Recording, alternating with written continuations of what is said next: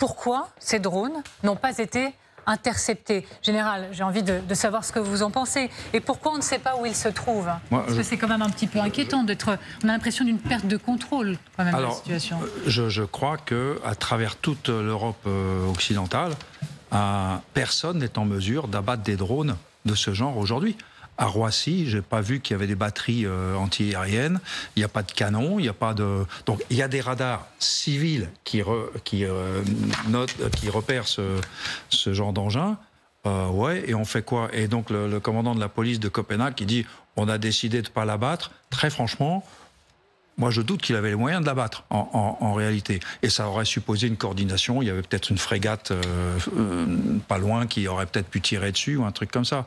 Mais l'OTAN n'aurait pas été mise à contribution. Non, non, ça c'est le Danemark avec les moyens qu'ils ont. Mais c'est intéressant de le dire. Chaque pays doit se défendre. C'est pas l'OTAN qui défend, c'est chaque pays se défend. La règle de l'OTAN, et l'OTAN collectivement amène des moyens, par exemple de défense solaire en Estonie. Mais je ne pense pas qu'ils étaient techniquement en mesure de l'abattre. Je le regrette parce que, effectivement, du coup, on aurait su qui c'était, d'où ça vient, c'est fabriqué par qui. Je pense que c'est le genre de chose qui peut se lancer facilement d'un gros bateau. C'est une rampe, voilà. Ça vole assez bas après, donc c'est difficile de le détecter. Et après, pour le retour, si ça se trouve, ils les ont fait plonger dans la mer pour qu'ils disparaissent, tout bêtement. Alors, vous voyez, la grande question qui se pose, c'est de savoir si c'est bien la marque de Poutine. Bien sûr, le Kremlin dément, on va reparler avec Jérôme Garraud dans quelques instants, mais l'OTAN appelle le Kremlin à stopper l'escalade. Donc l'OTAN accuse, en quelque sorte. Je vous propose juste d'écouter, parce que les autorités de Copenhague, elles ont été interrogées. Est-ce que vous investiguez un scénario hybride avec ce qui vient de se passer? Regardez la réponse. Est-ce que vous investiguez un scénario hybride avec ce qui vient de se passer? Ce serait idiot de ne pas le faire et je ne peux pas simplement exclure la possibilité que ce soit ce dont il s'agit, ni qu'ils aient été envoyés depuis un ou plusieurs navires dans le détroit ou dans la mer Baltique. Mais avez-vous trouvé des navires dans le détroit ou des navires en partance pour la Russie? Je crois qu'à n'importe quel moment, il y aura des navires suspects en chemin vers ou depuis la Russie dans le détroit ou dans la mer Baltique qui nous intéressent ici et c'était le cas hier soir. Oui, Jean-Dominique, je vous vois déjà réagir. Pour vous, pas de doute, c'est la Russie, c'est signé, c'est acté?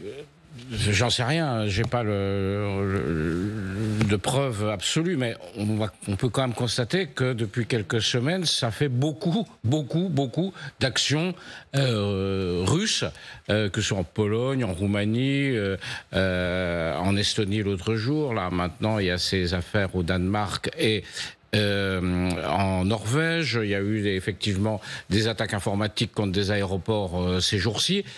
Bon.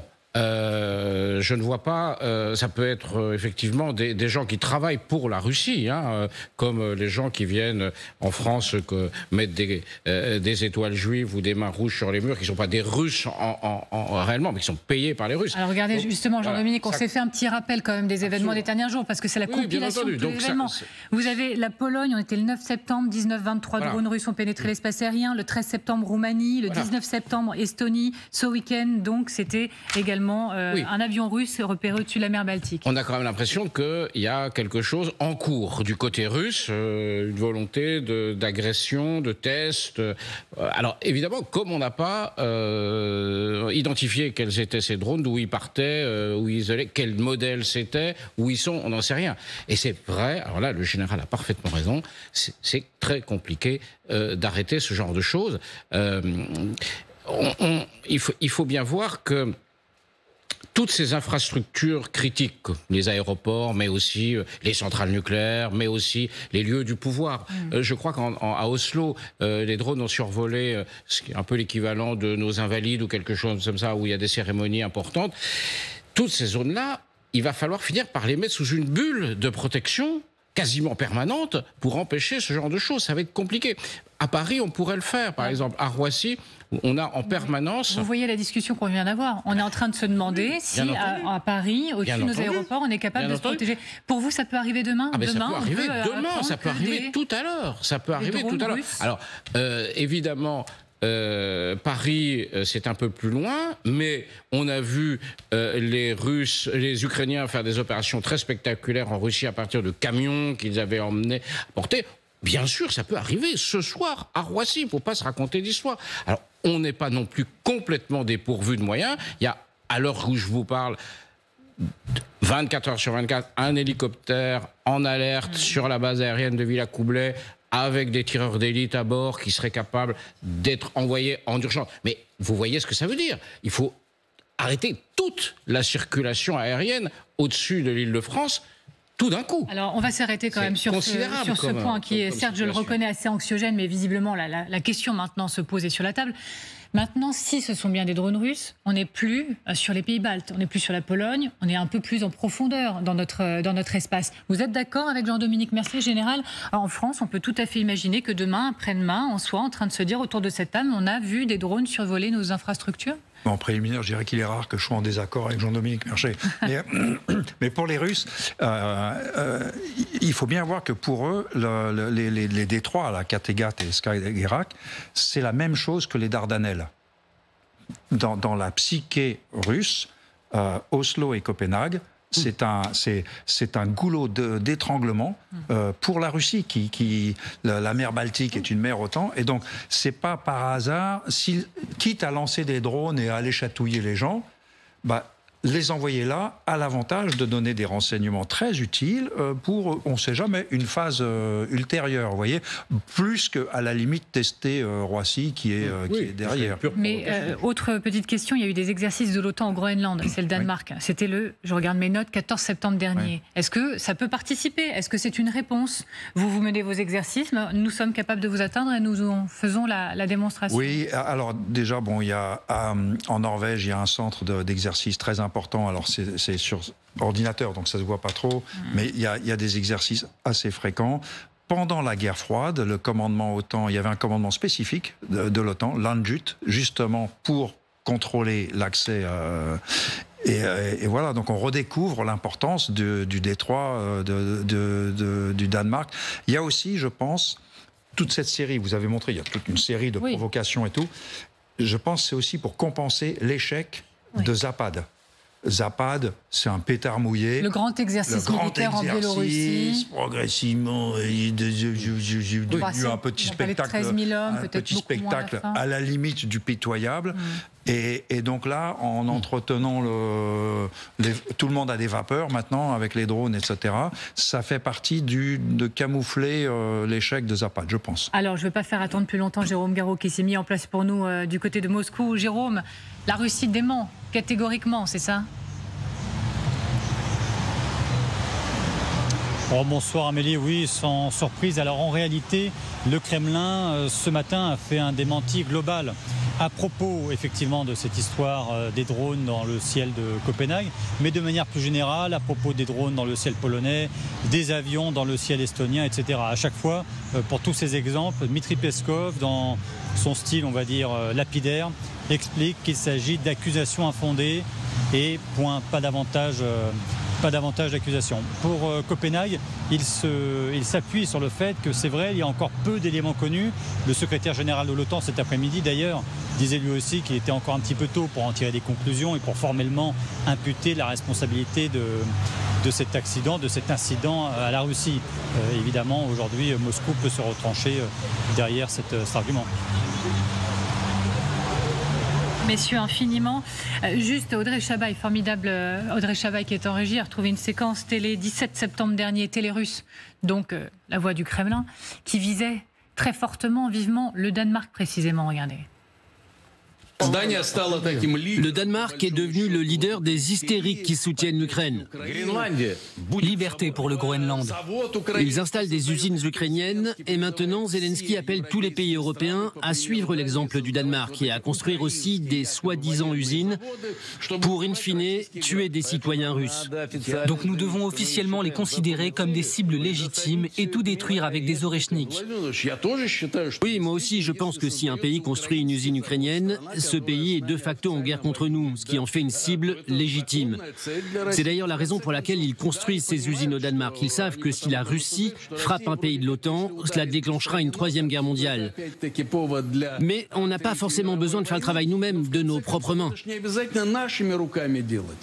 Ça, Magali Barthez, alors c'est dur, j'essaie de parler de preuves, on n'en a pas des preuves, mais ça participe du fait qu'on imagine, qu'on pense que tout ça est quand même bien signé Russie, selon vous? Oui, alors attention, parce que le Danemark là est pris pour cible. Dans une autre émission, ce sera la France, dans une autre, le Royaume-Uni. Mais c'est vrai que le Danemark s'est beaucoup investi et a beaucoup investi dans la défense de l'Ukraine, dans l'armement ukrainien, et c'est ce qui manifestement provoque là la colère des éditorialistes, enfin, des propagandistes de la Russie. C'est pas une preuve pour autant, mais ça montre combien ces pays du flanc est quand même de l'Alliance sont des cibles potentielles. Pourquoi est-ce qu'ils ont des raisons très sérieuses de s'inquiéter? Ce qui est difficile aujourd'hui, je trouve, pour l'OTAN, c'est qu'en fait, les menaces, elles sont extrêmement diverses. C'est-à-dire qu'il y a des attaques cyber. Les aéroports, ces derniers temps, ont été ciblés. Il y a des drones. Alors là, en plus, ce sont des drones sur des infrastructures civiles. Il y a des avions qui côtoient un peu de trop près la ligne. Donc, en fait, c'est difficile de savoir comment réagir à toutes ces provocations. Alors, on est dans le stress test permanent. D'autant, oui, c'est ce que disent les autorités de Copenhague, que c'est un stress test. Nous faisons face au Danemark à une menace de sabotage importante. On ne vient peut-être pas nous attaquer, mais nous stresser et voir comment nous réagissons. C'est ce qu'a dit le directeur des opérations des services de renseignement danois. Mais je voudrais qu'on regarde également, qu'on s'arrête à nouveau sur les derniers mots de la télé Soloviev, là, des propagandistes du Kremlin. Regardez ces mots. Ils savent que si la Russie frappe un pays de l'OTAN, cela déclenchera la troisième guerre mondiale. Mais nous n'avons pas forcément besoin de le faire, le travail, nous-mêmes, de nos propres mains. Comment vous lisez ça, Gérard? Bon, les Russes cherchent à détruire l'OTAN de l'intérieur, au sens que l'OTAN se dissolve. Donc en créant du doute, de la rancœur, des incertitudes, en posant des problèmes spécifiquement à des pays comme le Danemark, qui n'est pas le plus grand pays d'Europe non plus, hein, c'est pas un monstre militaire, le Danemark. Ils ont une armée sérieuse, mais bon, pour un pays de 4 millions d'habitants. Donc toute leur manœuvre est que l'OTAN se dissolve d'elle-même et déstabiliser tout le monde, énerver tout le monde et tout. À l'OTAN, la ligne du parti, c'est de dire tout ça nous renforce. Plus vous nous énervez, et plus l'OTAN est forte. C'est la ligne du parti. Nous savons bien que c'est pas si simple que ça dans nos opinions politiques et que l'OTAN est souvent critiquée pour ce qu'elle fait ou ne fait pas. Mais in fine, à la fin de la journée, comme on dit Jean-Dominique Merchet, on ne sait même pas si ce sont vraiment des drones russes. On n'en a pas la preuve, mais psychose il y a. Donc opération réussie quoi qu'il en soit. C'est intéressant ce que Soloviev dit. Peut-être qu'il aurait même, sur ce coup-là, il aurait mieux fait de se taire. Parce que, qu'est-ce qu'il dit? Il dit, nous n'avons pas obligatoirement à le faire de nos propres mains. C'est ça. Ça veut dire que il dit, on emploie des supplétifs pour faire ça. On emploie des mercenaires, on emploie des gens... Je sais pas qui, des gens qu'on paye pour ça. Et évidemment, si demain on découvre que le bateau en question était un bateau de je ne sais de quelle nationalité, vénézuélien ou autre, on va pas déclencher la guerre mondiale contre la Russie à cause de ça. Donc il est en train d'expliquer, effectivement, mais on le sait qu'ils font ça, puisque à Paris, toutes les actions de déstabilisation sans grande conséquence, hein. Les mains rouges, les étoiles juives, les cercueils sous... On sait qu'à chaque fois, c'était un malheureux Moldave auquel on avait donné 150 €, un malheureux Biélorusse auquel on a sans doute offert un verre de vodka, etc., etc., pour faire ce genre de choses. Donc oui, ce sont peut-être pas... On prendra peut-être pas les Russes la main dans le sac, mais si on remonte, peut-être qu'on découvrira que, quelque part, les Russes ont engagé une opération comme ça.